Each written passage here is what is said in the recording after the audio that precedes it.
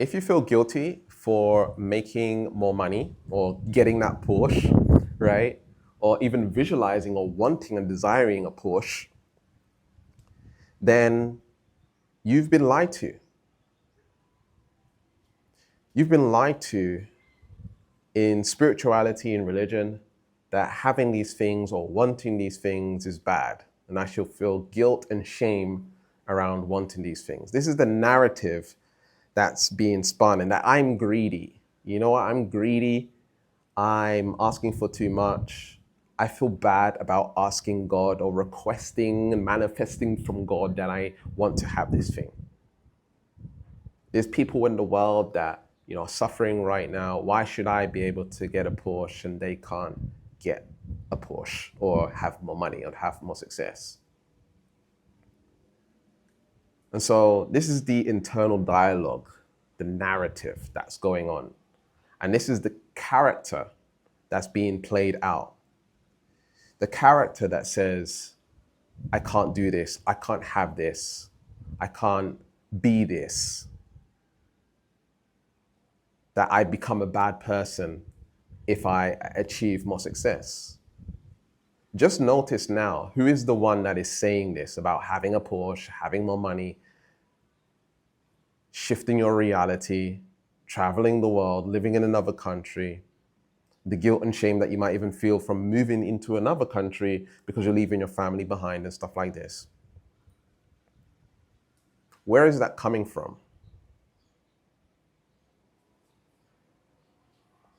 As we know, it's coming from the mind. Right? It's the mind. And the mind is the old you. It's the character.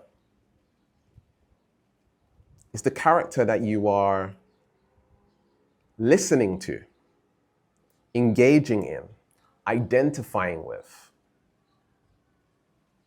And you're taking it seriously. You're taking the guilt and you're attaching yourself to the guilt. And now you're living out the guilt as if the guilt is you. But what we've got to understand is that guilt is a learned term. Shame is a learned term, right? When you're born and you just arrive here to planet Earth, you don't know any language.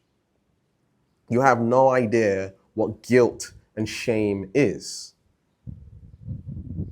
You have no idea what a lot of money or a little bit of money is. You have no idea what a Porsche is versus a Toyota. You have no clue. Everything for you is equal. Everything for you is the same. There's no differentiation, there's no difference. It's just equal, one. And so over time, we start to learn from our parents, we start to go to school, right? And it's kind of crazy, right? That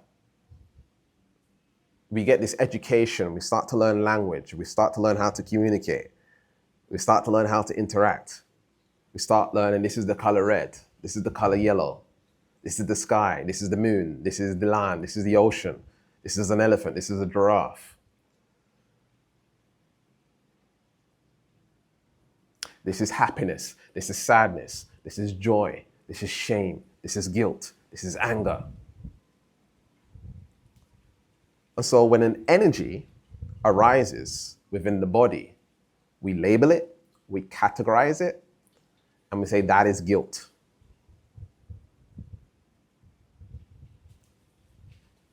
And so when we have that is guilt,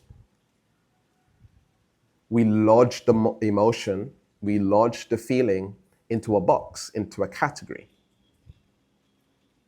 And now even the emotion, and I don't mean to get too complicated here, but even the emotion itself has its own identities, identifying with being guilt. So you have guilt, you feel guilty in the body, right? Just notice where you feel guilt in the body. So you feel guilt in the body. But then also a step further, which is kind of advanced, I don't want to dive too deep into it now. The guilt itself is identifying as being guilt, when in reality it's just energy flowing through the body.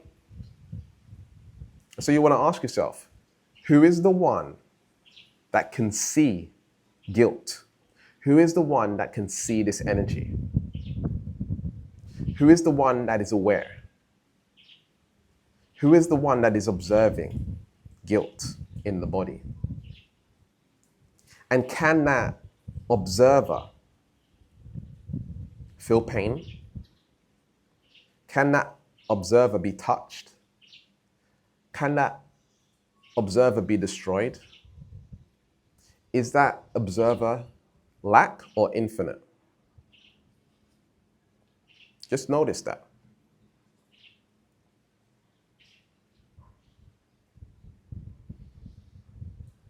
You see, when it comes to wealth, when it comes to having a Porsche or making more money, having more success, traveling the world, the character is assuming that when I get to this goal, when I achieve this, I will be complete.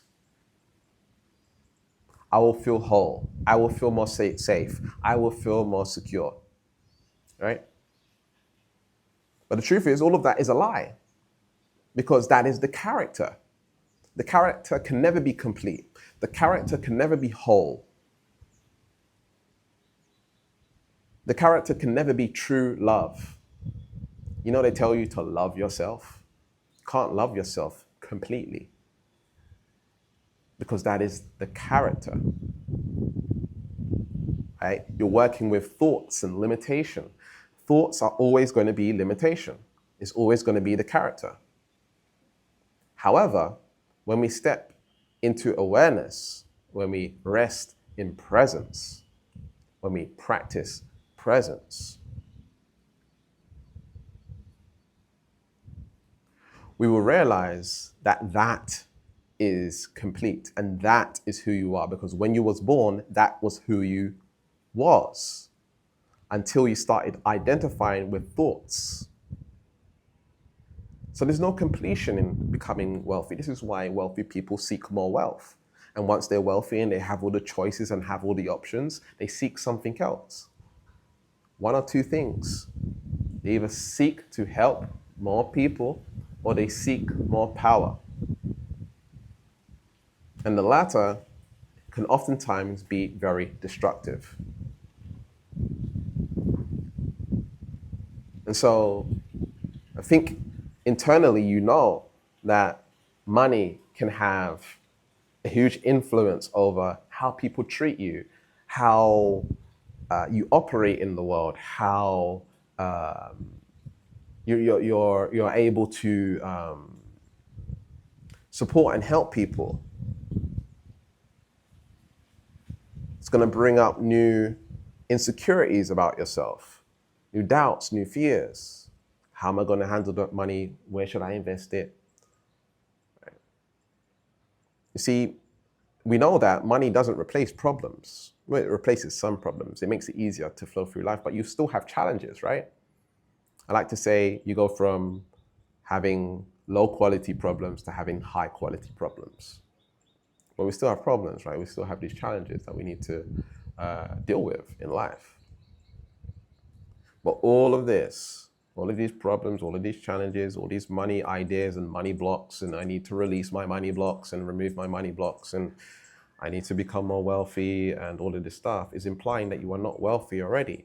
And you stepped out of self, your true self awareness, and you stepped into the character, and you've become someone who operates from a state of lack.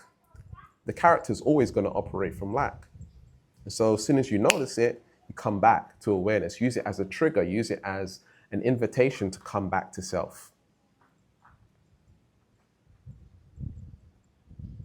So seek is always going to be a block. To find, to desire is always going to be a block.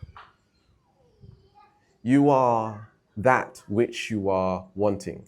You are the one that is all and is. And so there's no separation between you and wealth. But mind, logic, character wants to imply that you can't have that. And you're probably asking, well, how do I take action if I am everything? I won't want to take action. How do I take action? Well, the laws of this realm, right? the laws of this reality operate on time, right? And polarity. And so there's things that we have to do, actions that we need to take in order to get to the goal. But even the implied action is a narrative and a story that we are spinning because we're back in the mind, right? That I have to take action. Who's the I that has to take action?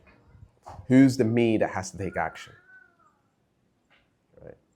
In presence, in awareness, when we rest in it, action can take us. The energy is just guided through us. We just can't help it. You know that feeling when you can't help but bite that chocolate, right? Or go on social media or whatever it is. Right now you're on social media and perhaps, you couldn't help but scroll through, right? There's this can't help kind of energy, right? What if that was, there's something pulling you in towards your goals and, action doesn't feel like action anymore. It doesn't feel like willpower and discipline and self-control and all this stuff, right? You are free. You are sovereign from mind, from ego, from matrix.